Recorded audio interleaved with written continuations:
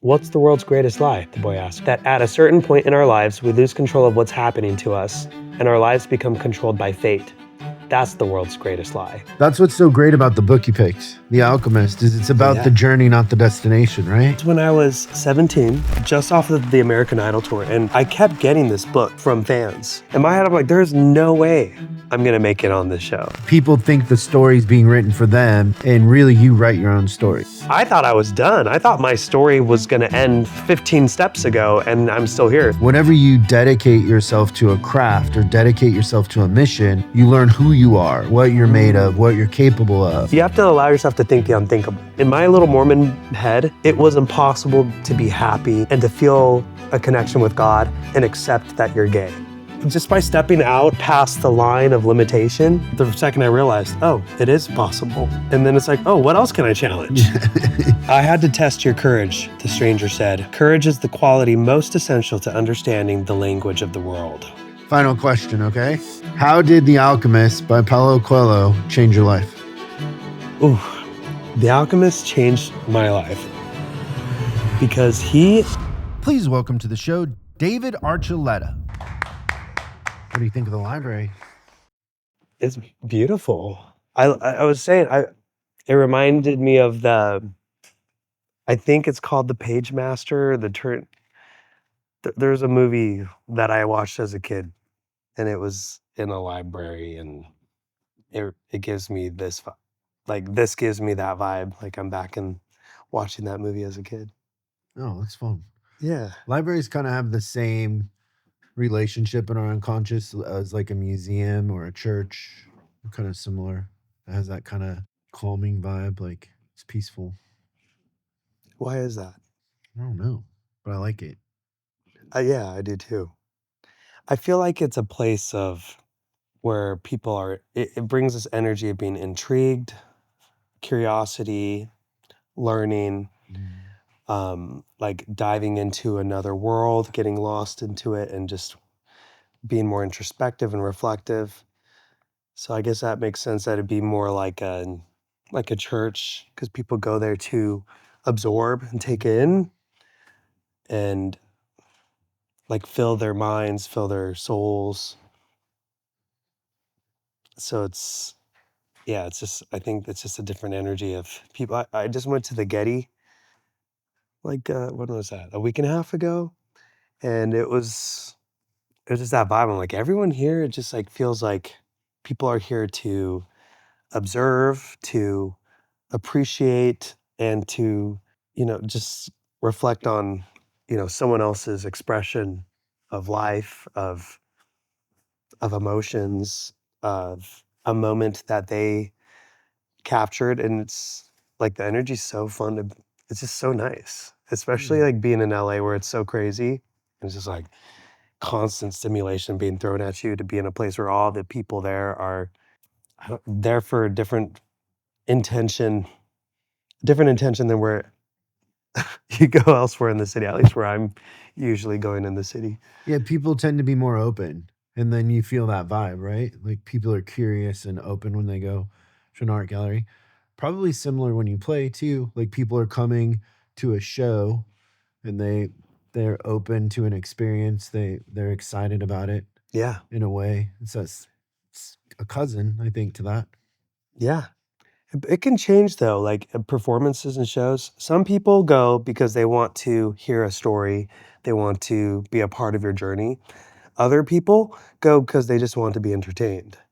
And depending on what the audience's expectation is, the experience for you, for everybody, and for me as a performer changes too. And sometimes it's good. Like I want people to just be entertained, but other times I want them to be listening to the message or the story. And there are places where the audience is totally in tune with that, and it's like everyone's connected and it's really cool. Other times there's like a disconnect because I'm trying to get more serious or deep, and the audience is just like, we just want to be entertained. We don't want to think. We don't want to think too deep. Yeah. And I did some holiday shows last month, and there was like a conflict at one of the shows because there's some people who are just clearly didn't want to deep dive and didn't want to listen and have a moment of stillness. They were just like being a little rambunctious and a little irreverent, and I'm like, "Hey, I'm trying to have a more quiet, subtle moment in this show," and More some intimate? people yeah, more intimate and, like, still you sometimes you try to create stillness. Thank you. You try to create stillness for people to sit in, and some people, I think, are uncomfortable with that. Oh, yeah. But I was just like, "Oh my god," I'm like, "Y'all are being so disrespectful," because I'm like I verbally had to say in the mic, like, "Hey, I want," and some people just don't care, or they don't want to, and I think it's because they're uncomfortable with it. So they make noise and distract and try to bring attention to themselves, catcalling and stuff. I'm like, "Bruh, this is not the time to do that." Like, Thank you. that's a cool mug. Local artist, Peter Shire? Peter Shire, I think? Shire? We actually went to his studio. He's over in Silver Lake, and he makes Really? those, and yeah, it's fun. That's Because cool. each one's like its own little art piece, you know? Like, Oh. and he gets pretty creative with them too. Well, I love how much of the world of art you're in. Like, I feel like I've stepped into another dimension almost. Yeah, we like to surround ourselves with stuff that inspires us or, you know, challenges us Nice. in It that way. challenges you. Please do elaborate, because what do you Uh, mean? we have a picture next to our bed in our bedroom that I was scared to buy, but so like transfixed by it. But it's this Italian couple painted it. It's a beautiful painting, and there's no way I'll be able to describe it, but I'm just gonna try. There's a Rothko in a bedroom where you can see outside, and then there's a naked woman hanging from a noose, and it's like disturbing. Wow. But like, I don't know, I like to play with like you know, your biases. Like, Mm. why do I not like something, or why am I so judgmental so quick? And you know, I'm sure you've had in your life where you thought one way and then you heard the actual real story and you were like, oh, I had this wrong, in a sense, right? Mhm. That's part of the reason why I have such a large Duchamp collection. Is that was kind of what he was about, was challenging authority in that way of like, who are you to say what art is? The artist that puts it out is the one. And if I go to a hardware store and buy a shovel and I call it, you know, broken arm or whatever, and it's in an art gallery, you came to an art gallery, it's art. Interesting. And so I don't know, I like the psychology of that. I like trying Mm. to challenge why we think the way we think. I like that. Yeah. So, but that's a lifelong journey because, you know, Right. we all have our biases and that sort of thing. But Right. back to the entertaining thing. Were you more of an entertainer when you were younger and now you're feeling like you want intimacy from the crowd? Has that changed over time? No, I feel like if anything, it's the opposite. Like, I think I've become an entertainer. I've become more of a people pleaser in my art, because I feel like I that's the expectation I've learned that has been placed on me by people. So I'm like, okay, I want to meet people's expectations as a people pleaser. Whereas when I was little, I felt and I would just let it come out of me and connect to whatever called called to me and sing. And didn't care who was listening to me. I didn't care who was watching. Like I just liked how I felt. So I feel like it was a lot more loose on how, like, I let myself connect to whatever I wanted, and I didn't care what other people thought. I didn't find, like, identity with it. I didn't try to fit in through it. And as I got older, then I did care more of, like, how people's interpretation of me by what I chose to express myself with. Like, this is what I listen to. This is what I wear. And as I've gotten older, now it's like, okay, I don't, um I've relaxed a little more now. I'm like, okay, I want to find who I relate to, who I connect with, and So it's like, oh, I like to entertain people. I like to give them like a little bit of a rush or adrenaline, but I also like them to listen and hopefully they'll understand why I want to create a moment here, stillness, or why I wrote these lyrics and wanted to tell this story. So it's, I feel like I'm finding a better medium between people pleasing, which, you don't want to do too much of, but also it's like, it's fun to entertain people and give them Mhm. little surprises and like, oh, like I wasn't expecting that. And then moments where it lets them dive into their soul and like have them be introspective and you're just providing that opportunity for them. So I hope my audiences for the most part, I feel like audiences usually are receptive to both.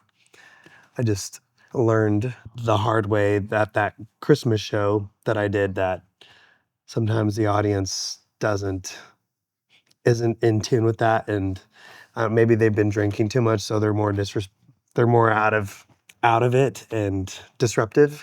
But for the most part, it's a happy medium. Yeah. I mean, that's what's so great about the book you picked, The Alchemist, is it's Oh about the yeah. journey, not the destination, right? Yes.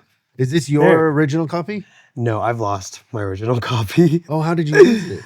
I'm so bad at I lose things all the time. I've had to buy multiple sunglasses. I've had to buy multiple shirts. I don't know how, How do you like, lose a shirt? that's what I'd like to know. Like you're in the grocery store and then you end up outside and you're like, "Where's my shirt?" No, like I'll like put stuff in my backpack and take that with me, and traveling a lot, like I'll put stuff and I'll leave my AirPods, I'll leave like my phone charger. I've left my phone before. I've left shirts and shorts. Like my favorite workout shorts, I don't know where they went. I don't know where they go. But this is probably like the fourth or fifth copy I bought. Yeah.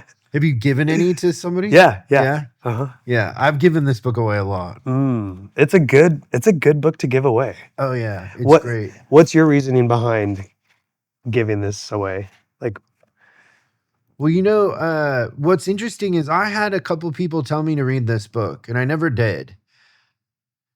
And then I had somebody who I really respected went on a vacation, and he goes, "Oh, I read The Alchemist on vacation. You got to read that book." And I don't know, for some reason, I was like, "Okay, I'm gonna give it a try." And it is a little tough in the beginning. Like it starts slow, mhm, and then it kind of picks up, yeah. and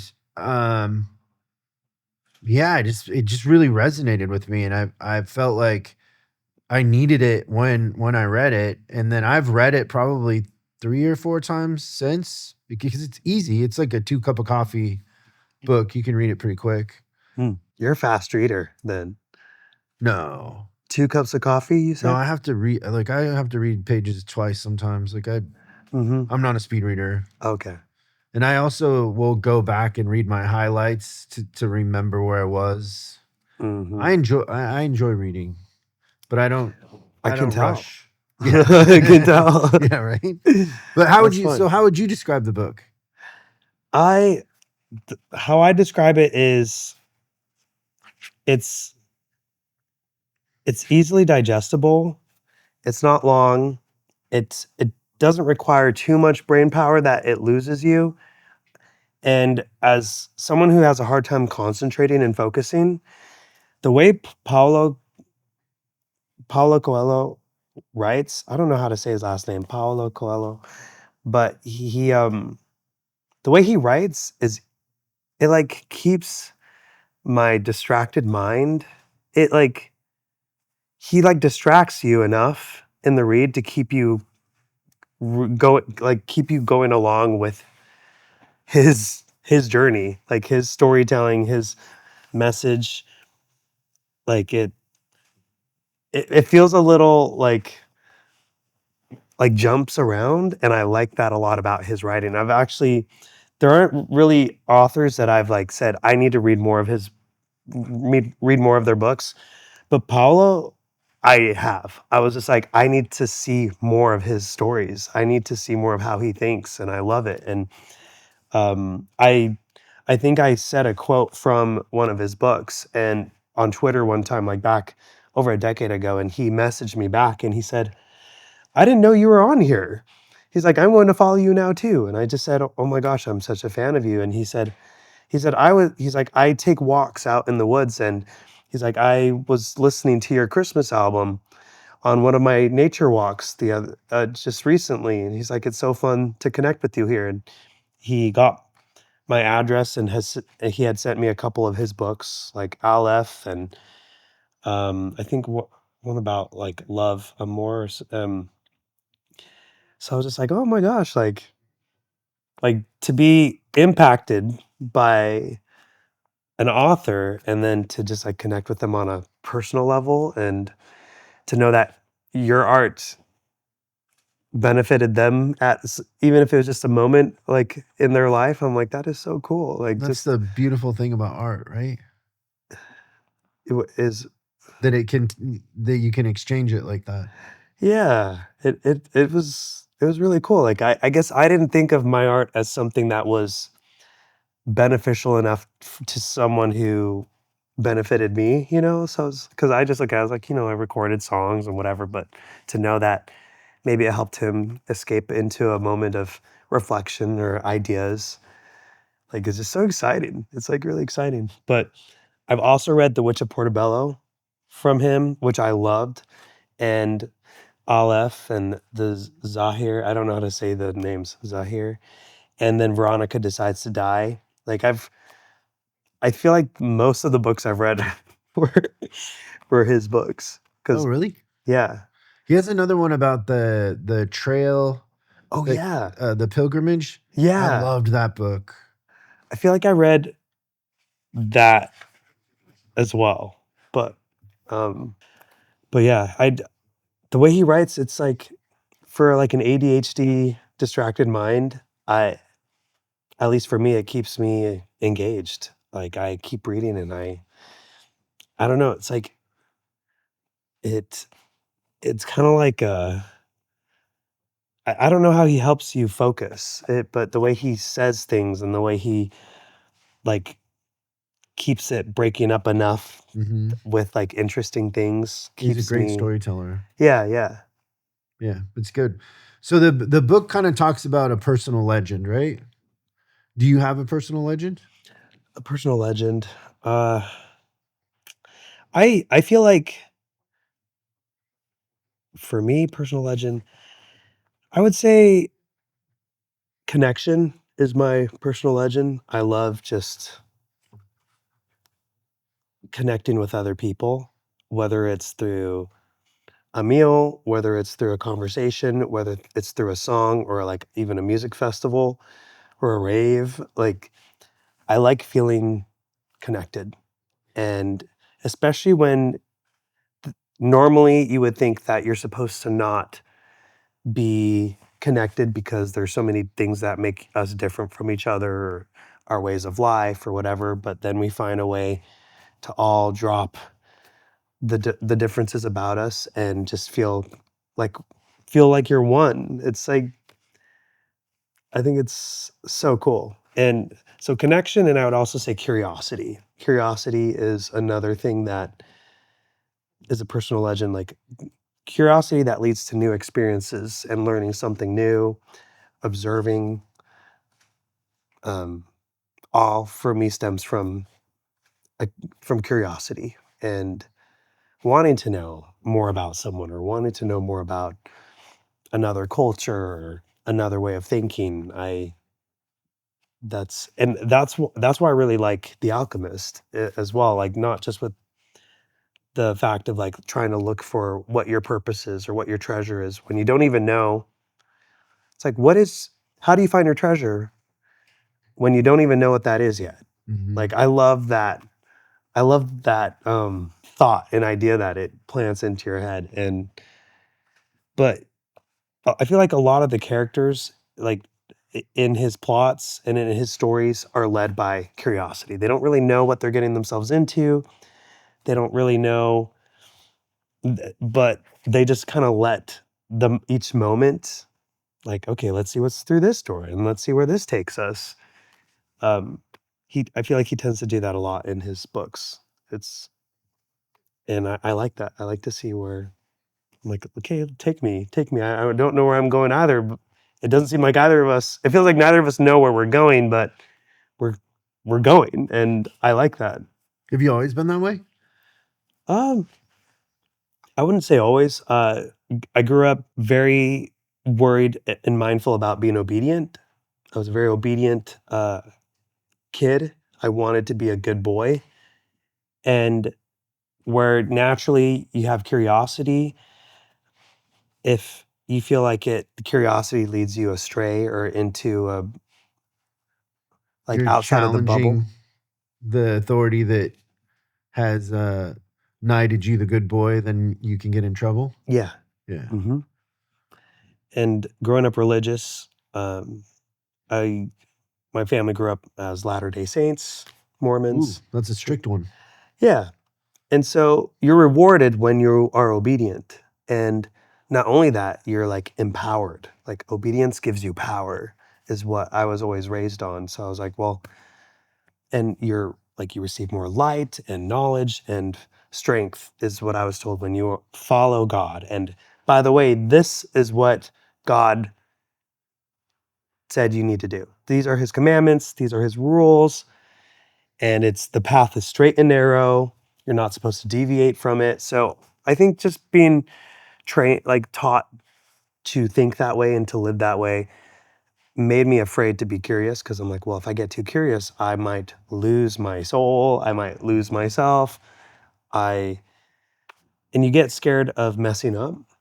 So a big theme of my life now that I value a lot of the things I was raised with the Mormon culture, Latter-day Saint culture, like a sense of community, a sense of I feel like a sense of being one. I got a lot of that, like going to church and singing hymns as a congregation. Like to me, it was so cool that all these people from came from whatever they were doing and are put into a room and start singing these hymns, and you're united in a cause, you're united in voice, and you're united in purpose.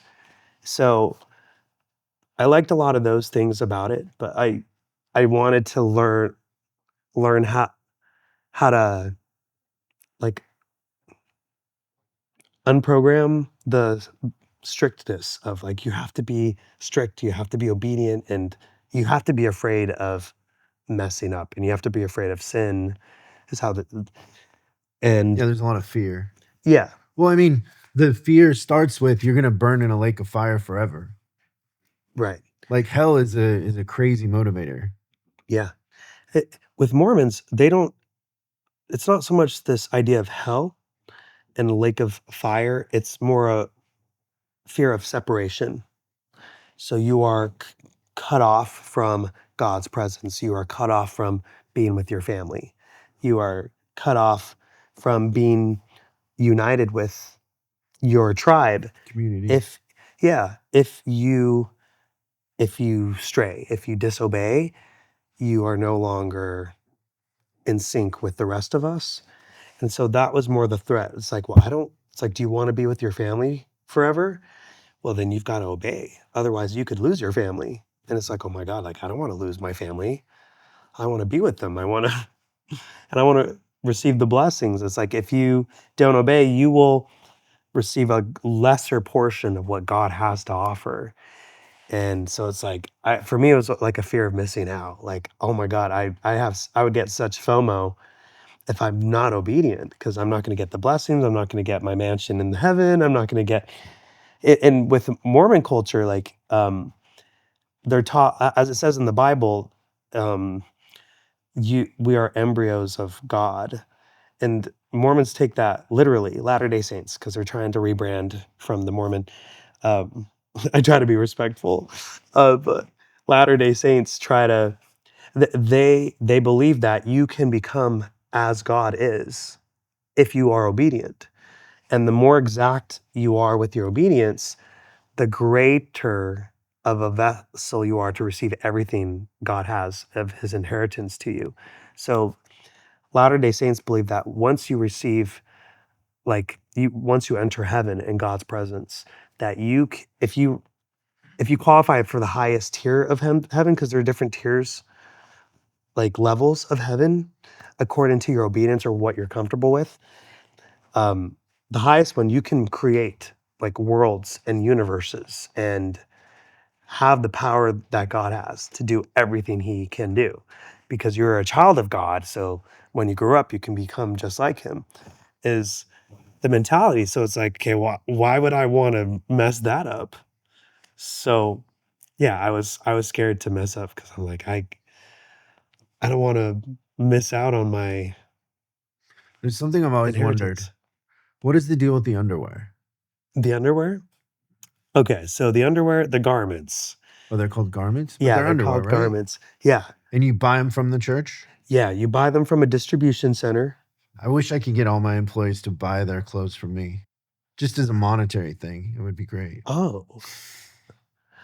Oh, yeah, I guess I didn't think of it that way. Because it's affordable. It's actually like compared to other underwear, they make it pretty affordable. But I guess you also have to pay 10% of your your like 10% in tithings. And you really can only wear them and buy them when you are a full tithe payer in the church. So I guess it's cheap underwear, but you're also having to give 10% of what you make in order to buy it in the first place. Yeah. So how does it So, work? Do you wear it all the time? I mean, I don't wear it anymore, No, but but when when I did, yeah, you wear it all the time. And even that's when up it's to like your, hot? yeah. Yeah, because it's your covenant that you've made with God. So when you wear the garment, it's a reference that's made in again the Old Testament where it's like I don't it's in Exodus, it's in like those chapters like Exodus, Leviticus, Deuteronomy, and all those places where like Moses with his people, when he had like the tribe of Israel, they would make covenants to be the covenant people of God. And they would have like the ark and they had the temple and they had the oxen, like all the symbolism. And it talks about like the clothing that they would wear in their rituals that they would do in their ceremonies.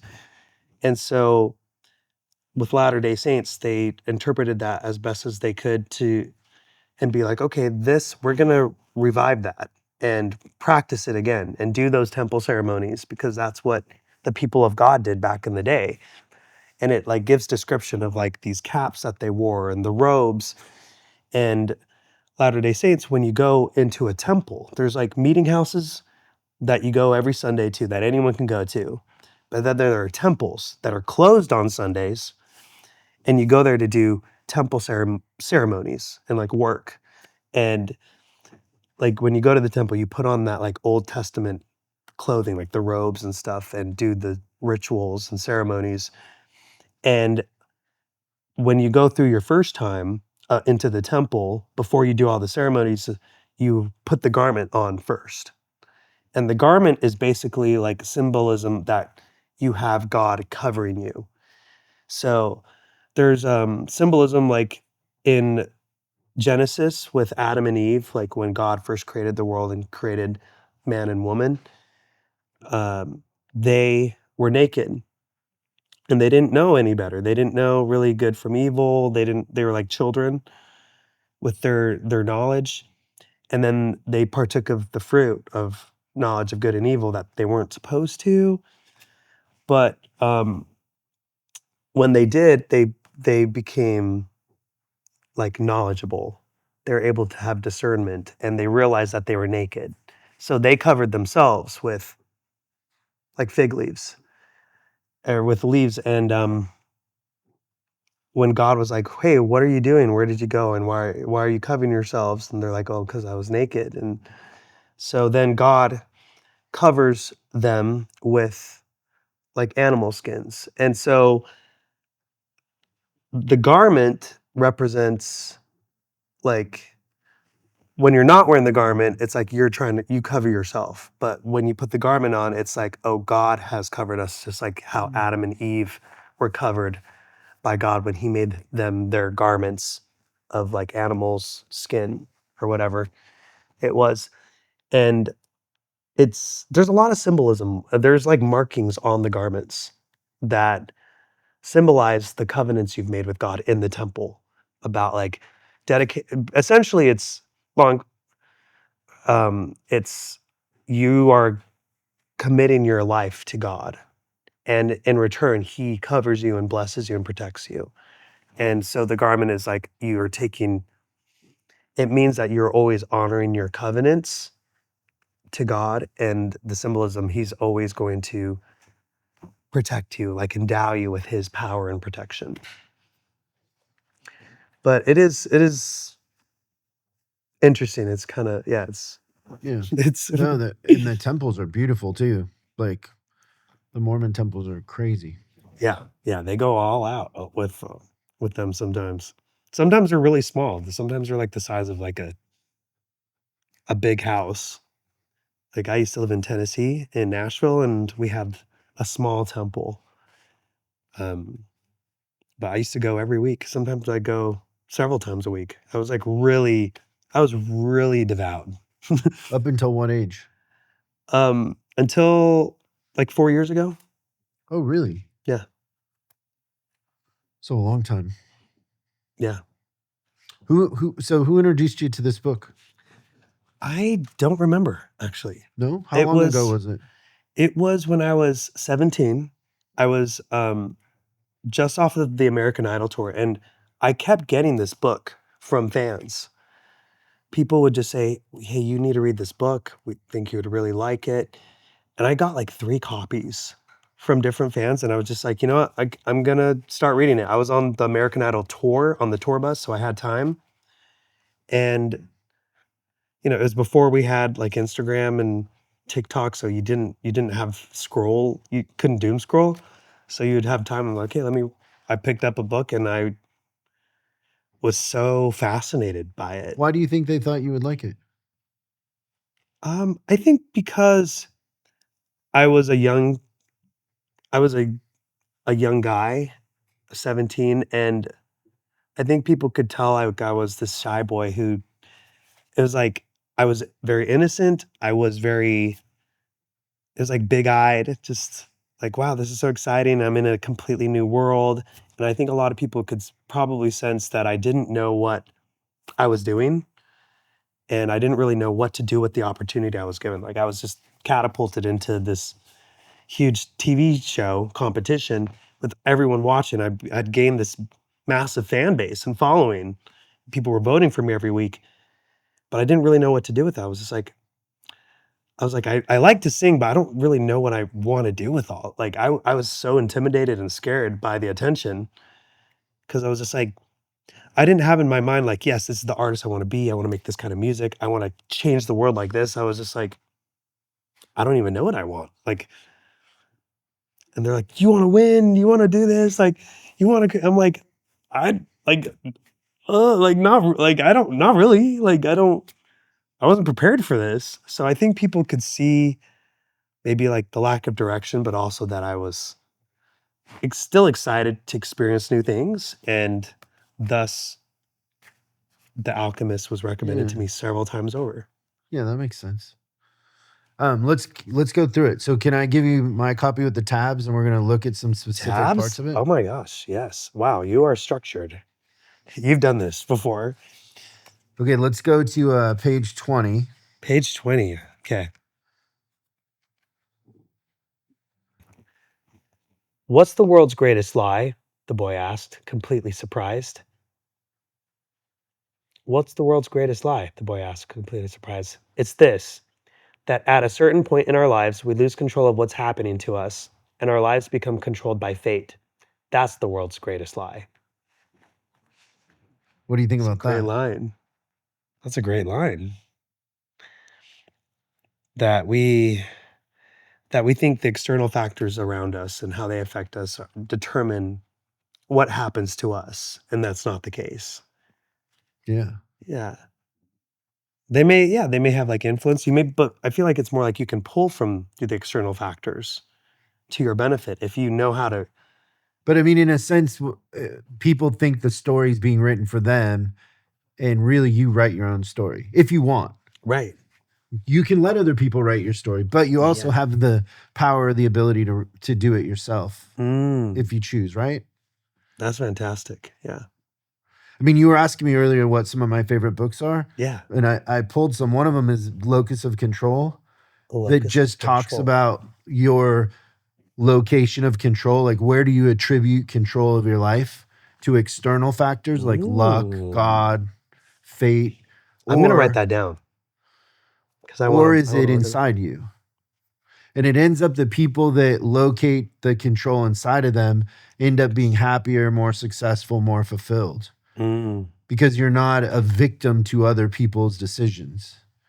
Locus of- You're writing your own story versus living somebody else's, basically. And to summarize, That is fantastic. but that's kind of what that line Yeah. reminds me of. I think that's what I like about this book too. It questions the track that you've been placed on, kind of like this camera, the steady camera that it's like on a track, and this kind of like allows you, it gives you permission to go off the rails and kind of create your own path when you were once believed that no, this is the path and I'm not to question it. It just is what it is. And I think especially growing up as a Mormon and very influenced by my parents, especially like my dad, him telling me, like I grew up, my dad always telling me like that he knew what was best for me better than I did for myself. And I was kind of just trained to believe that, like, okay, I don't really know what's best for me, so I can't really make my own decisions. And when you read books like this, or like what you were saying about locus of control, I love it when it challenges you and it's like, oh, well, think twice about that. You really think, or that your life is determined for you, or this is the path that you have to follow. These are the perimeters you have to be in. Because let's see what happens if you challenge that. Like, Mhm. Well, I mean, even in a sense, like just abstract, like when you're on American Idol and there's a bunch of people at home watching, and those people at home are like, I could do that, but they didn't. They didn't go, they didn't try out, they didn't do it, right? And so it isn't fate that got you there. It was that you went and took a chance and did it and then tried to do your best. And, whatever the stages are of that show, you got better and learned. And it's easy to think, oh, well, he got lucky. But it's like, no, he showed up. Like, nobody engineered that for you. It wasn't there wasn't somebody in the back going, hey, let's, you know, get this kid, right? I mean, I don't know. Because I still have a hard time with that time of life because I have some in my throat. Hold on. um, it's it's tricky for me to look at that life and believe what I wasn't told, that my dad, I went on audition because a lot of people wanted me to. I wanted to as well, but I think more than what I wanted was my dad wanted it really bad. And that's why I talk about a lot in my book, actually, in Devout, is I was devout to wanting to please my dad, be a good son for him. And he really wanted me to audition for American Idol. He wanted me to make it big. And he always said, like, David, you don't see how good you are. He's like, you do not see the talent. He's like, you have something that other people don't have. And I was just like, okay, like, I didn't think too much of it. And my dad was kind of like, no, it's like, I want to prove to you that you have something special. And thank you. He wanted me to, so I went. He took me down there to audition. And when I was down there during the auditions, one of the people, I mean, I literally the guy in front of me that was singing. I was like, this guy has one of the best voices I've ever heard in my life. I was like, he could easily be in the top 24. And they said no to him. He didn't even make the first round. I was like, oh my gosh. I'm like, it must be really tough this year. And then I sang, and in the beginning, someone went up to my dad while I was like filling out because I made it through the next round and I was filling out, and one of the people who worked there went up to my dad and they're like, you know, your son could win this whole thing. And this was at the first audition that I went to. Like, there were 15,000 people at that first audition. It was at Qualcomm Stadium in San Diego. It's no longer there, but it was in a stadium. And so I was just like, how on earth, like, how the hell am I going to stand out? I'm like, I had no idea. And so for me, I guess I thought it was God. I thought it was like, this is God's path for me and he's predetermined it for me, because I had no idea, like, how the hell did I make it past this round when there's so many talented people. So I think I was constantly questioning and doubting myself. And my dad was like, I guess in my head, my dad was the one who had the belief in me and the confidence that I did, because I didn't have it. But I think I also always passed it to him. Like, I gave him the authority in my life. I gave him the confidence and really didn't give myself credit for what was happening. It was like, it's God, it's all God, or it's my dad. And so I guess that's what's odd for me with that experience is I wasn't driven by my own motivation. It was kind of like I was dragged through this experience that I had no idea how it was happening, but I was just like, okay, I'm still gonna give my best. And so it's a really odd thing for me to look back and be like, I did I mean, do that? Did I do that? there's a switch though, right? Like there is a point when we're kids where our parents control everything. Yeah. And we don't really have that much free will. Mhm. But as you get older, you have more free will, Right. in a sense. And just the thing for me or the way that I kind of like look at it is whether it was your dad that influenced you, you still went and you still Right. did it. And there's a lot of people out there that never went. They never got off the couch. Right. And they're saying like, "Oh, it's fate or it's luck or whatever." And it's like, well, the big part of it is showing up on time, ready to work. Those little decisions have more of an effect on your long-term success than anything else, and we control those things. You controlled showing up with a good attitude, trying. And American Idol isn't about the best singer, it's about the best story. Right. And you know, people are voting just as much because of your story. They Yeah. do a really good job of telling a story. They do. Yeah, they really do. And I guess, I think that is something my dad did teach me. It's like, if you don't do anything, you're not going to see results. Yeah. You've got to be willing to put effort in and take action. And It's even though great parenting, really. it is. There are other things that he did that weren't so great that I do talk about in my book, but it was helpful that there was someone in my life saying, you may feel uncomfortable doing it, but your discomfort is not the all tell. Like, don't let that be your God. You're uncomfortable, because it's like sometimes you're overly programmed to be like that. This feels unsafe. I don't know about this. I'm very hesitant. I feel uncomfortable. And you think, oh no, that means it's dangerous. I should stay away from it. That's not always the case. Mhm. So a lot of times you have to do what's uncomfortable. You have to feel like you're going to humiliate yourself. You have to feel like, okay, I might fail, but I won't know if I don't try. And that's exactly how I felt. I was like, in my head, I'm like, there's no way I'm going to make it on this show. There's no way that I'm better than any of these people. But I was just like, I'm not going to know what I'm capable of if I don't allow myself to even try. And then I was like, whoa, I completely exceeded my own expectations. And I thought these were my limits, and they clearly weren't that. So that was my theme when I was on the show. Was I thought I was done. I thought my story was going to end like 15 steps ago, and I'm still here. So I was like, I think that was the biggest lesson, was just like, oh, moral of the story is I'm capable of a lot more than I thought I was. So it's still scary. I was still intimidated, but I kept saying, I was very religious at the time. So I'm like, okay, God, like, okay, how much more how much longer am I supposed to be here? Because this is going a lot longer than I thought it was. And I just like, okay, I'm just gonna trust. I'm just gonna trust in you and trust that wherever I end up is where I'm supposed to be. But I was just like, I'm not ready for I kept going. Like another month went by. I'm like, I'm not ready for this. I wasn't prepared. Like I do not have the proper tools. I do not have the proper mindset.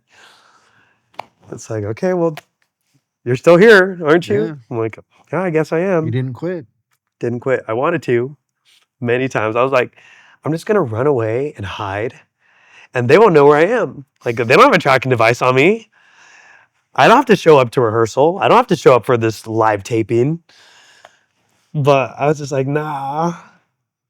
I was like, I would be like, then I would be really disappointed in myself for running away before I even knew if, determining that my journey was gonna end there when it could have continued, Mhm. like I didn't want it to be, and it's hard. Sometimes you have to really fight your mental blocks and your mental like limits, like saying, oh, I can't do that. Oh, I'm not ready for that. I don't have what it takes. I don't know how to get through that phase. And say you just kind of have to fight it. It's like pushing against the current Mhm. where it's like it's pushing you back, and you want to you want to just go along with it. You want to go with the flow and say, oh, I guess you're right. I'm just gonna flow back down and back away from this opportunity, and you just have to go anyway. And you're like, you feel like, for me, it's like jumping into like a cold bath, like into ice or something. It's like your body is in shock because it's like, I wasn't ready for this. And you just like, okay, just stay anyway. And then and that's how being on the show felt for me. I was just like, I'm not ready for this. This is like being in cold water. My body's constantly telling me, get out, get out, get out. And you stay in anyway. And it's like, you're like freaking out. And then it ends, and then you ended up, it's like, oh, I made it through. I So, mean, that's a very inspirational story for a lot of people, and people need to hear that because a lot of people give up when mm, they want to run and hide, and you stuck to it. That's a big deal. mm, It's not easy to do. But a lot of people too don't have a support system or a dad that believes in them. It's hard. that's right. Yeah. Let's go to 35. The 35. secret to Yeah. I want to happiness. see this. I have the worst memory, which is why I've had to read this book so many times, because I was like, I love this book. Why did I love it so much? So it's great to see little highlights. Well, there is only one piece of advice I can give you, said the wisest of wise men. The secret of happiness is to see all the marvels of the world and never to forget the drops of oil on the spoon. Oh, I remember this part. Yeah. So it's the king, right? Told Yeah. him to go out and experience things, but have the spoon with oil in it and not drop the oil. Yeah. And then he came back and he said, "What did you see?" And he goes, "I didn't see anything. I was worried about the spoon and the oil." Uh-huh. And he goes, "Go back out and do it again." And then he spilled the oil, but he experienced things. Mhm. And it's about that balance, I think, right? Yeah. How do you achieve that balance of I keeping feel your like eye I on should the ask the I feel things that like I should matter? ask you that. How do you keep the balance of both? I think I'm trying to figure it out. I mean, I think it comes in seasons. I Mhm. think there's certain times where you got to do the thing, and then there's other times where you can experience. And sometimes you just got to work. You just got to show up. You got to go, you got to go to the gym. You got to do the thing you don't want to do. I like that. Can we see what's the next one on here? Yeah, 60. 60. Because you have so many tabs here. I'm like, I do not want to miss out on any of these. This is about blessings could be a curse. Mm. You have been a real blessing to me. Today I understand something I didn't see before. Every blessing ignored becomes a curse.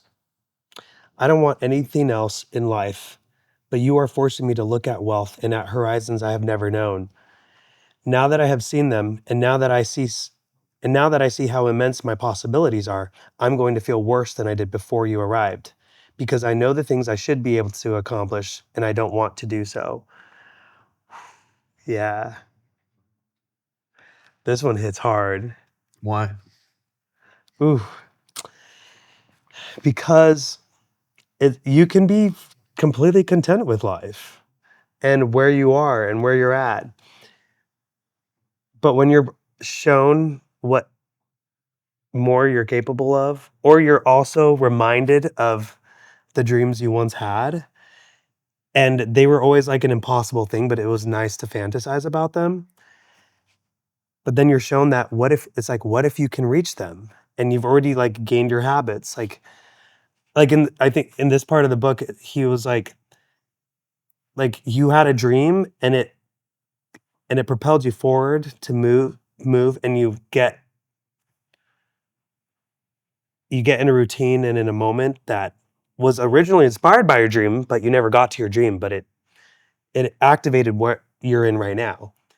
But then someone comes along and says, "Hey, that dream that you had, it's still possible."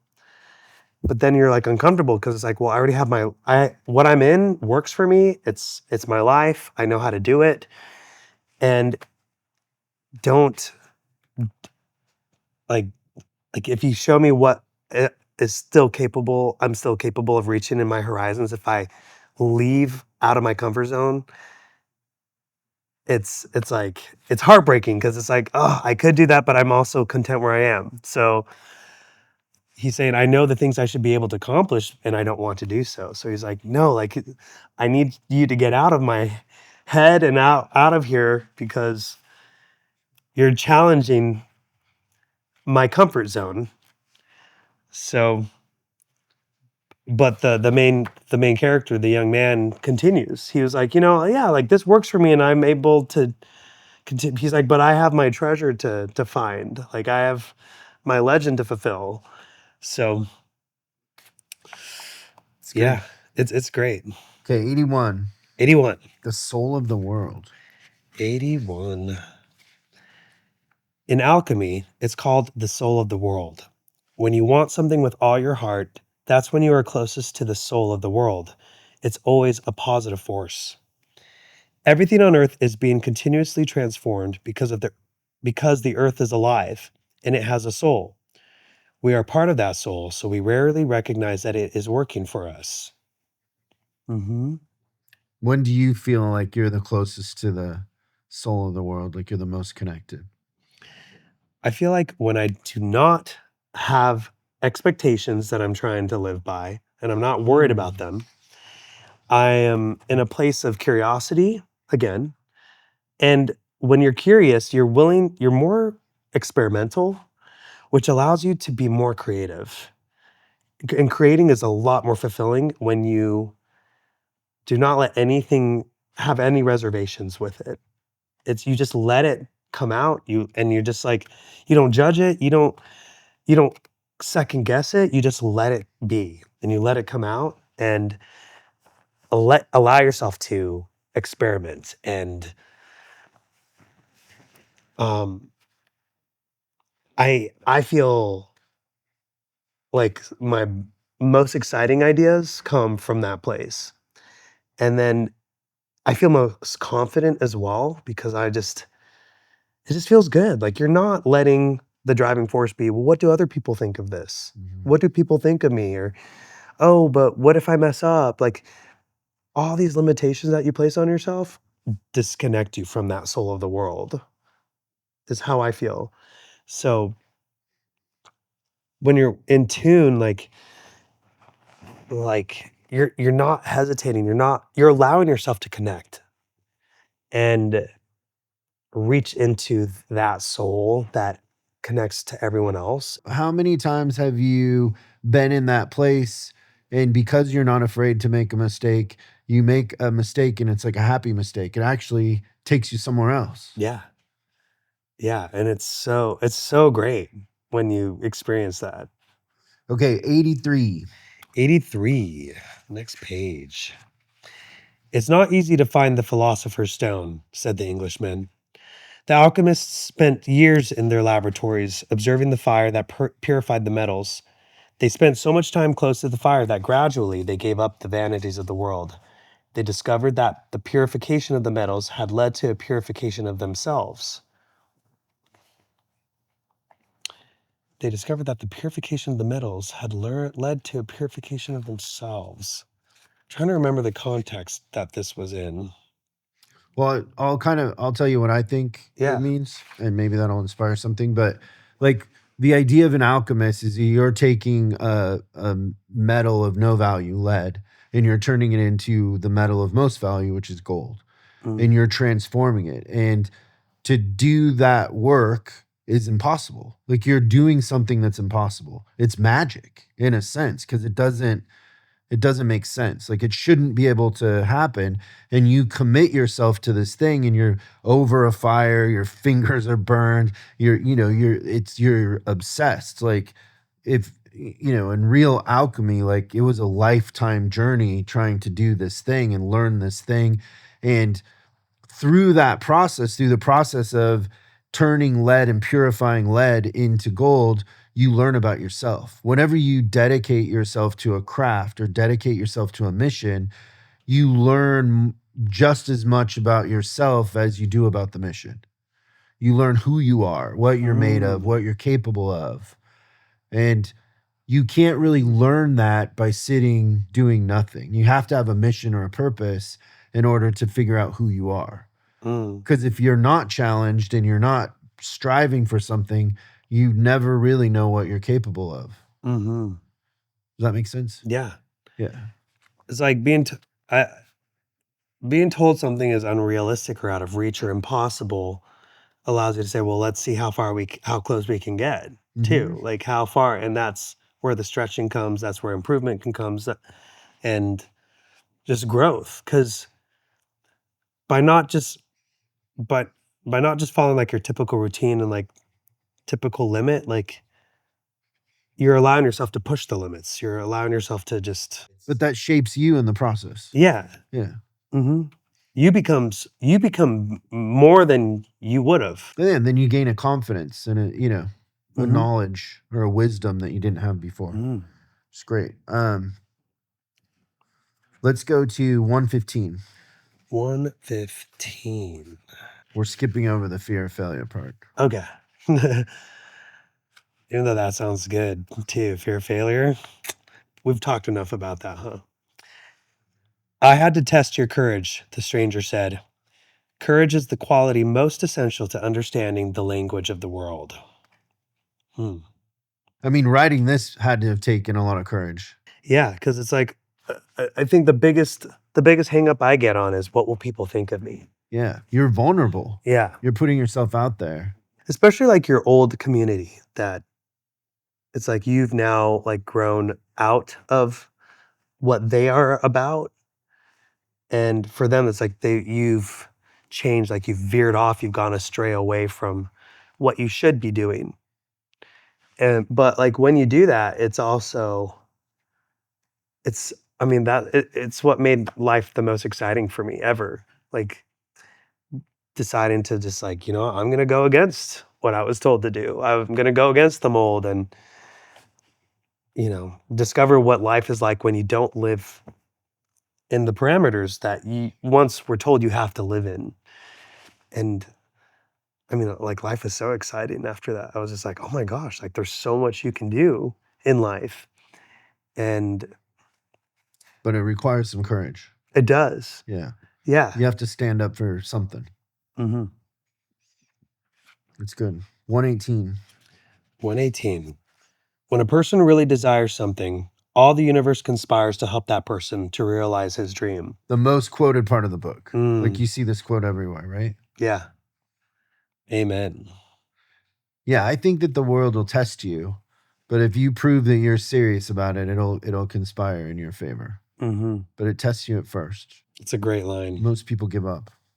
And like learning to have faith in that the universe conspires to help that person. It's like the more you believe in it and the more you think about it and the more you imagine it, the more the universe helps you to realize that into reality. Yeah, and wouldn't you say there's a magic in the positive outlook? Like, because if you believe the world's conspiring against you, that'll become real too. Mhm. It's Mhm. a choice. If you aim for something more positive, that will be the story that you write. Very nice. Okay, 129. 129. There's only one way to learn, the alchemist answered. It's through action. Everything you need to know, you have learned through your journey. You need to learn only one thing more. The boy wanted to know what that was, but the alchemist was searching the horizon, looking for the falcon.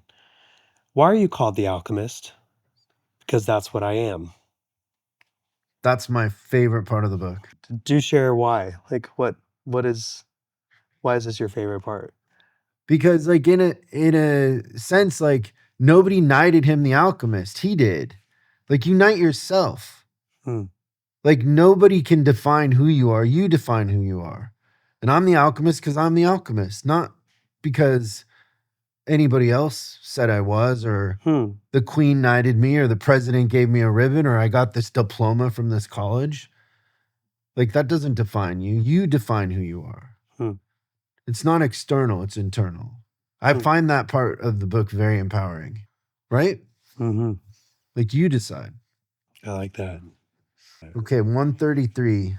133. Keep your heart quiet. My heart is a traitor, the boy said to the alchemist when they had paused to rest the horses. It doesn't want me to go on. That makes sense, the alchemist answered. Naturally, it's afraid that, in pursuing your dream, you might lose everything you've won. Well, then, why should I listen to my heart? Because you will never again be able to keep it quiet. Even if you pretend not to have heard what it tells you, it will always be there inside you, repeating to you what you're thinking about life and about the world. Interesting. I want to keep reading to see what it keeps saying. Because you'll know its dreams and wishes and will know how to escape. You'll never be able to escape from your heart, so it's better to listen to what it has to say. That way, you'll never have to fear an unanticipated blow. He came to understand. The boy continued to listen to his heart as they crossed the desert. He came to understand its dodges and tricks and to accept it as it was. He lost his fear and forgot about his need to go back to the oasis because one afternoon his heart told him that it was happy. Even though I complain sometimes, it said, it's because I'm the heart of a person and the people's hearts are that way. So cool. I love how he writes. It's so interesting. So it's like listen to your heart, even though sometimes it can be deceptive with the fear that's in there. How do you take this? There's this great Jordan Peterson lecture where he talks about how when he was younger, he kind of separated himself a little bit in the sense that one part of him became this like skeptic, became kind of a rational eye on things. Mm, And I think that's how I see it is you got to have both. Like you got to be unbiased because your heart is biased towards yourself. mm, And if you just follow that all the time, then it's kind of self-serving and you're not looking at the global, like how am I helping others versus just protecting myself or just serving myself. And so I think you have to have both. You have to have a balance, but you also have to have this unbiased lens that can also challenge yourself or criticize yourself or be honest. That's one thing I run into a lot, especially doing this shows. Like a lot of people are doing this thing where they're trying to love themselves. Like people be like, I'm just working on loving myself. And I'm always like, it always sounds so desperate. And then I'll say like, well, what is love? And they don't know. They can't explain what love is. And I'm like, why don't you just like yourself? Like, let's pull it down a little bit because if our goal is to love ourselves, then we're a little biased to how good we really are. And learning and growing happens more in the hey, I'm rooting for myself, but I also know I'm imperfect. I mm-hmm, also know there's a lot of room for me to get better. There's a lot of room for me to learn. And so it's in the middle, I think. And that's kind of what that is saying is it's like it's in the middle. You can't ignore it. mm, You got to accept it, but it also can't be everything. I don't know. That's what mm-hmm. I think. What do you think? I think that's interesting. Because I think I am one of those people who, like, one of the things I've tried to learn is to love myself. But I think it is important because you've got to believe in yourself. And so for me, like what is love for me is believing in myself and what that I'm capable of more than what I previously believed. And also, I think from a religious standpoint, like being told that if you're this, this, or this, or this, you're bad. and you've got to repent. You've got to ask God for forgiveness, or if you've done this. So for me, like it was being queer, being bisexual, or just like, oh, like I'm designed in a way that is flawed, and I was told God rebukes that and doesn't want someone like you with these traits in His presence. So I was told to abhor what was in me, which became a self hatred because I thought I was supposed to. I thought I was doing the right thing by hating what I was. But it was kind of like throwing the baby with the bathwater with that Mhm. approach. So I had to learn that even if this was bad, how can I still see the good things that I have to offer? And I was looking at through, I was looking at it through a lens of religion, and my religion, like the Mormon religion before. So I was like, well, I, I was I was like, well, if I want to love myself, I've got to find a way to cleanse myself. But I was like, well, if I can't cleanse myself from this, how can I make up for it? Like I was like, there got to be other qualities. But then I finally s- came to the conclusion of, you know what? Maybe like God keeps, if there is a God, maybe He keeps designing people like you because He doesn't think that it's a bad creation. Like if He's the creator of all things and everything that He creates is good, like there maybe there's it's because if He creates gay people or queer people, there's a beauty in that. And I just had to learn how to find the beauty, even though the environment I was in didn't see that beauty. So I had to challenge what I was taught and raised to believe and say, actually, I can appreciate the beauty in myself, even if other people in my community don't.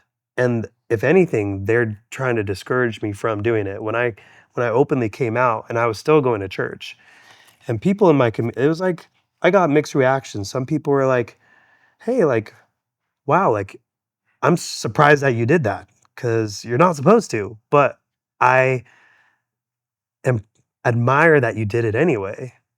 And it was kind of cool to see how inspiring it is to other people when you challenge the the narrative. It's like you're not supposed to do that. Why do I feel so inspired that you did it anyway? Like I like that. But I also had some other people who were saying like you're not supposed to do this. I rebuke what you're doing in the name of God. I'm trying to call you back because I love you. And I was talking to one of my friends. I talk about it in my book. I was like, "Hey, I feel like this is my path that God has taken me on." And they're just like, "Well, the devil appears to people as an angel of light and deceives them." And I was like, "That may be what you're interpreting this as, but I feel God. I feel God guiding me, and if you say I'm wrong, I'm not gonna know unless I experience it myself." So you have to like you have to be willing to fail. You have to be willing to make mistakes to find out for yourself sometimes if what you were told is true or not, and make that choice for yourself. And Mm. in my case, I felt like, oh, what I was told all my life, I had to challenge. And turns out, from my perspective and my experience, they were misinformed. They were wrong. They told me that this was the truth, this was the way, this is how you've got it. And I'm like, actually, no, that wasn't my way. That wasn't the way I was supposed to go. And yeah, I guess anyway, that was like a long divergence. But I think it was like interesting to me that people told me, you shouldn't love yourself because of what you're doing now. And saying that I was gonna screw up my life because of the decision I was making. And maybe in their mind and in their head, I am messing up my life still. But from my own experience, I'm like, no, I've gained more insight. I feel like I'm more educated about what it means to be gay, what it means to be queer or bisexual.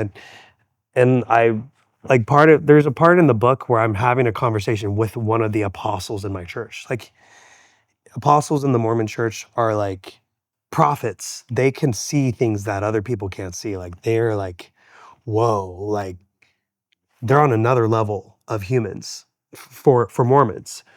And so I was talking to one of them, and he was kind of like, well, because he kept saying, I was like, well, why don't you just date a girl again? Like, why don't you just, we just need to find you a girl to marry. And I was challenging him. I'm like, well, what if you're trying to fix me? What if there isn't anything to fix about this? Like, what if I end up loving a man and that's who I want to marry?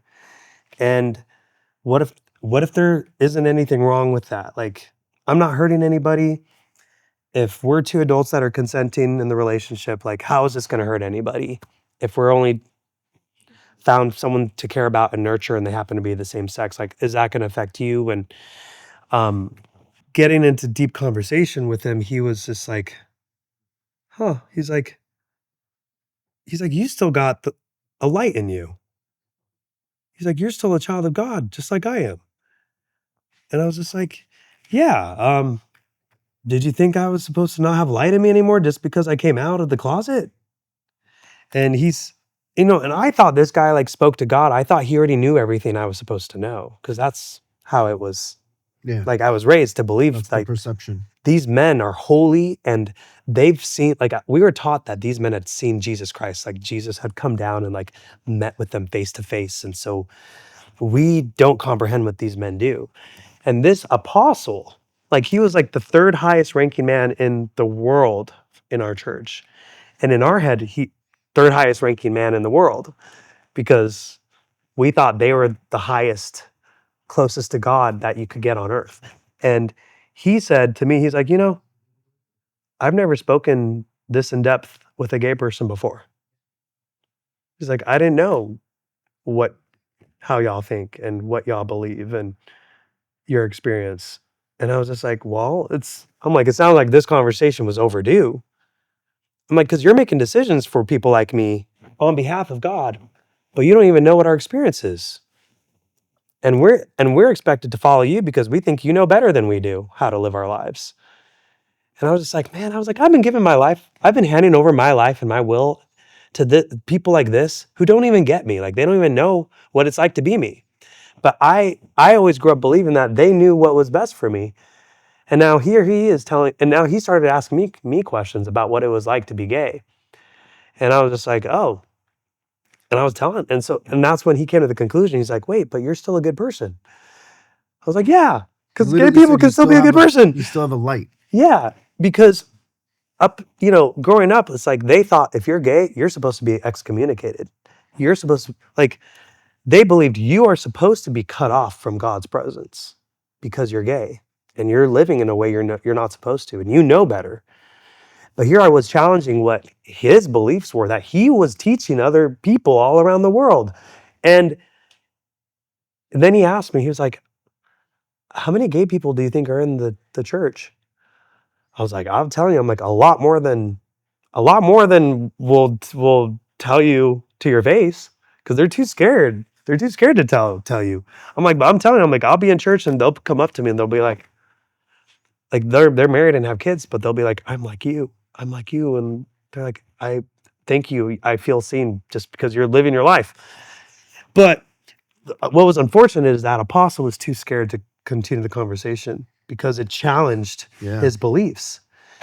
What was unfortunate for me was that him not challenging his beliefs was coming at a price of a lot of other, like, probably thousands, hundreds of thousands of people under his watch that were being affected because they were putting all of their trust and faith in what men like him were saying and teaching them. It's like, I'm gay, but if this guy tells me I'm not supposed to, and I'm supposed to pretend, and I'm supposed to hide it, I'm going to believe him and I'm going to follow that. So it was unfortunate, but that's my goal. My goal with this book is to keep the curiosity and the question. It's like, hey, what if it, it isn't the way that you always thought it was? And you need to ask more questions and he even said, he was like, well, he's like, I believe that you gain understanding more understanding by asking questions. I was like, I agree. So yeah, but then he ghosted me. So Well, yeah, you're challenging. yeah, You're challenging a lot of things. Okay, yeah, the last one, yeah. 158. 158. Thank you, said the boy. You taught me the language of the world. I only invoked what you already knew. Hmm. Do you believe that it's already inside of us? Like we already Yeah, really know? I believe it. I think sometimes there are things along the way that help you to connect with that, to access it. Yeah. And you gain the confidence to really be yourself. And the more you're yourself, the more you live your real truth, I guess. Right? Mhm. Yeah. It's a beautiful book. It is. Beautiful. I love it. For me, it awakens reading through these pages. It does that for everybody who gets to that point. Like Hmm. you learn the language of the world and you realize that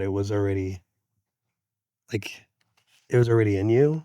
Like and it's like and it's so empowering. It's like so exciting because you finish the book being like, oh my gosh, like what am I gonna experience now? Like how am I gonna take action? How am I gonna,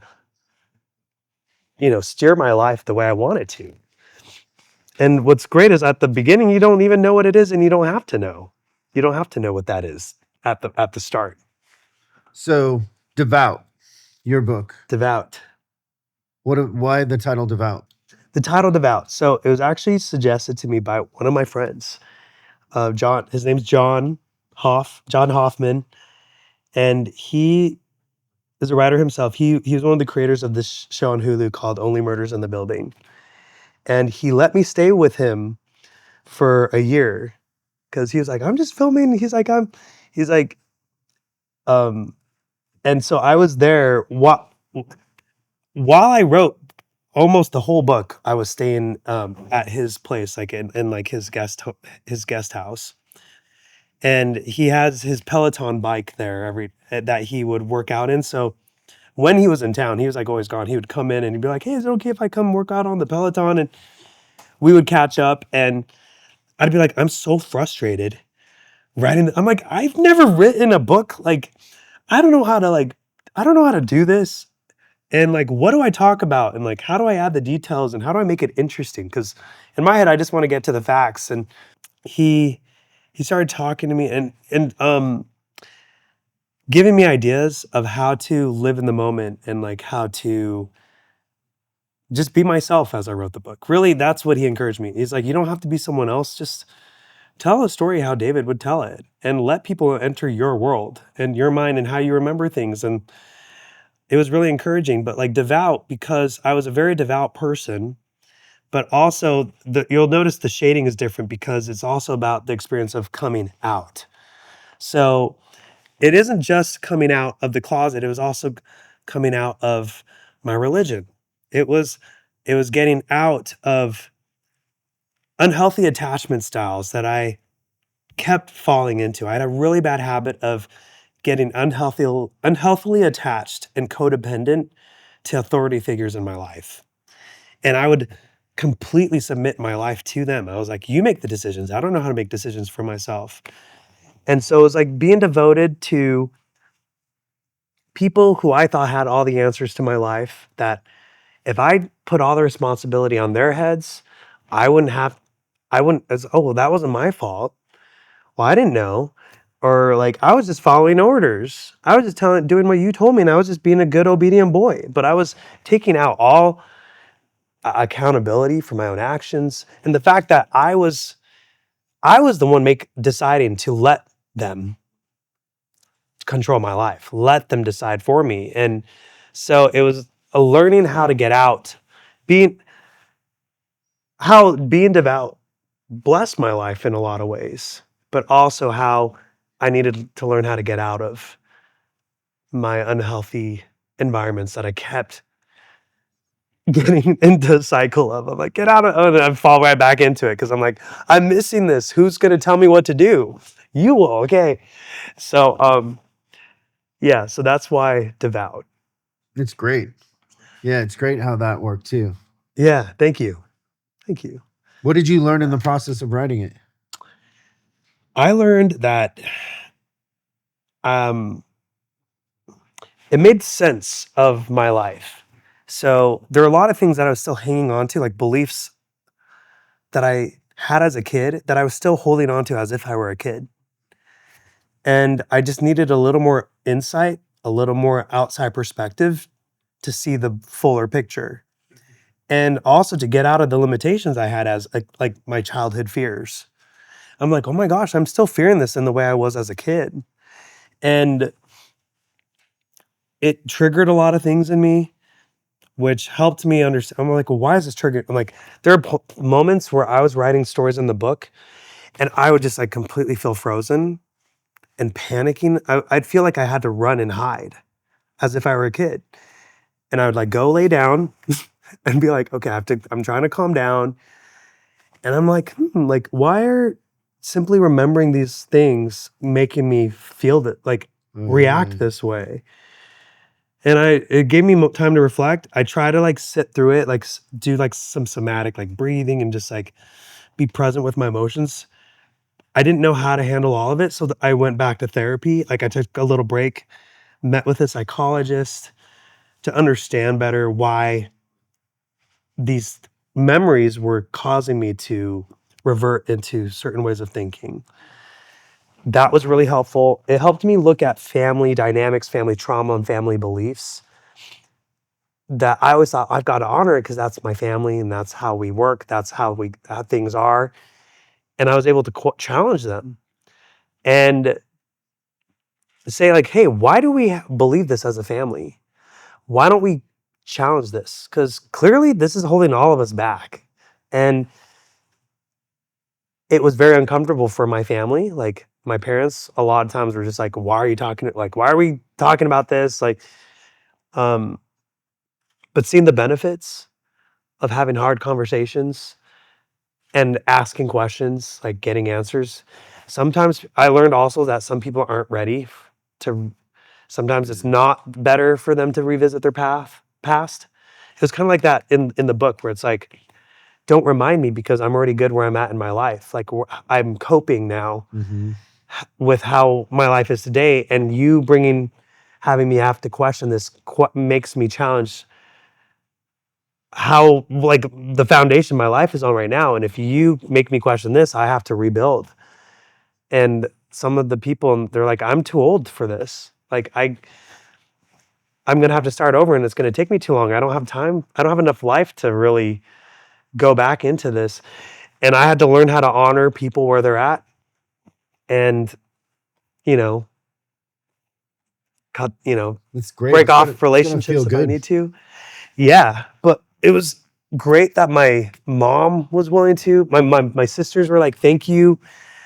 I think it also like helped me realize, man, like I thought that was the end, and then I thought this was the end, and then I thought that was the end for me, and it's like, oh, it keeps going. Like that in itself for me was like, man, and I thought that was game over for me. Like there's like a part where I almost was like, oh, like I thought, for just one example, like the Mormon church says if you can't do this, you will, like, or and I was like, if I can't get rid of like this sin in me, then I guess it's better for me not to not be here. Like, so I was like, I think the best decision I have and to have my best shot in heaven with God is if I just cut my life short and end it. That way, it'll be a lesser sin to end my life than it is to live a sinful life, like a sinful gay life. But and there was a moment where I came to peace with that. I was like, that's the decision I'm making. But when I challenged that belief and I questioned, I was like, well, what if you have more in life? Like, what if life is more than just you couldn't live a heterosexual life and marry, be the perfect Mormon boy? What if you could try something else? What if you could live your life differently? Or what if you could challenge the quota that you were given and still be happy? And for me, I was like, no, like I can't be happy any other way. And it's like, you have to give yourself a moment. It's like, but what if you could? You've got to like give yourself, you have to allow yourself to think the unthinkable. Again, like what you were saying, you have to allow yourself to think the impossible, because in my head, in my little Mormon head, it was impossible to be happy, to feel a connection with God and accept that you're gay. I just thought that was impossible. But I gave and I just by stepping out of like past the line of limitation, the second I passed it, the second I realized, oh, it is possible. And then it's like, oh, what else can I challenge? Yeah. What else? I was like, this is amazing. What else can I challenge? Because I was told so many other things that you can't do and is impossible. So it was like I felt like I was born again. Like literally, I felt like I was getting to live life for the first time, for the second time. And it made life so exciting. That's why like It you know goes back to that way you were describing when you feel like you're connected to the world is when you're the most creative and free and you don't have that judgment or that worry. When you tip that over, that's what happened, right? mhm. You challenged that and it didn't exist anymore. Yeah. And what's interesting is there are people who got mad because you weren't proving their narrative in their head right. It's like you're supposed to be sad. You're supposed to be miserable because you're not following what we were told. It reminds me of that Dr. Seuss book where it's like or was it Dr. No, it was not Dr. Seuss. I'm getting mixed. But that story where it's like people kept trying to put like the little dots on the little wooden thing. It's like you keep messing up. Like this is and like it's interesting, and that's when I realized too. I'm like, I can't let other people's You expectations can't live lead their my life. life because they basically want me to be unhappy. Yeah. They want me to be miserable because they don't want to think that happiness is possible like this. And I saw that. I was like, people are getting, and and then for a while, I let them get to me. I was like, oh, I don't want them to think I'm sad and miserable. Like they wanted to say like, you're miserable, sucks to be you. What a pity. He's going to lose everything that he had for him in heaven because he chose to be what he is. And he wasn't supposed to. And it's like, well, you know what, fool? You know what? I'm the happiest I've ever been. Like I didn't even know being this happy was even possible. And you want me to be sad about it? Yeah. So like it made me realize that's when I realized I have to change my environment because I was trying to still go to church, but all these people kept trying to. I literally like there was like a moment in a beautiful thing in church where every first Sunday of the month is fast Sunday, where everyone's like fast for 2 meals or 24 hours or whatever you're capable of, and they let anyone in the congregation go up and just express their testimony, like speak from their heart. And I decided to go up one time, and this was after I came out. I was still going to church and I was telling people, I was like, y'all, like I I was told, I was always told to believe that I couldn't be happy being a queer person and that I would lose God's light and God's love. I was like, I've never felt it stronger than I have. And I was like, I realized like God loves me no matter how I am. And I tried most of my life, almost all my life, trying to change who I am, thinking, refusing to be happy until I could change myself. And I realized I was like, I can be happy as I am and make still make the most of it. And when I got back down, the leader of that congregation got up and he basically tried to take back what I said Mhm. for me and tell the congregation basically like, don't believe what he said. And that was like a big moment. I was like, why am I here with these people? Like, they want me to not be happy. They want me to suffer because of who I am. Because it didn't go like with the narrative that they had. No, you're supposed to be unhappy if you're like him. But he's happy. Oh, don't see that. I was like, why? Like, aren't we supposed to like? Isn't the point to feel happy and to find joy in this life and to feel closer to God or to like the thing that can ties us all together? But you don't want that for me because I'm different. Like, okay. And after I did that, I had 4 people in that congregation come up to me and say, "Oh my gosh, thank you. I'm gay, but I just don't want to tell people." And I was just like, so it's just, again, I'm like, why am I in this?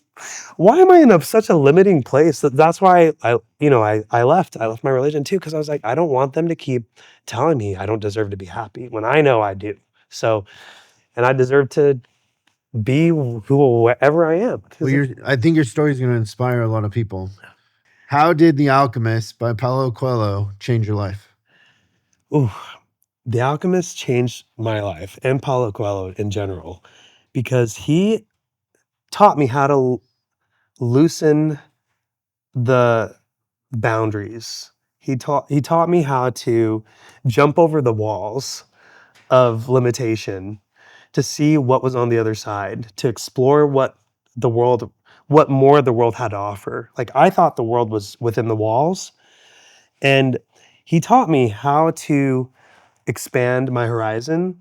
He taught me how to seek out for more, and to find fun in it. Like, to find the fun and joy, like, in just being curious, and to explore the world and the mind and the people around you, and to learn from the people around you too. Like, it's so that's why it's like it's always a great reminder for me to read this book or other books of his, because he teaches me, like, life is worth living just as you explore it. Like, that in itself, exploring life makes it worth living. You don't have to just do what you're told all the time, and say, this is the path you must follow. It's like, no, like, exploring and venturing out is what makes life itself, is how I feel. So It's great. Well, thank you. Thank you for picking this book. thank you. Thank you. Thanks for having me. We are so excited to announce the Books That Changed My Life website. We made a way for you to show your book pride and that you love books. Hats, tees, hoodies. Check it out. Link in the description. Everybody needs a self-help hat.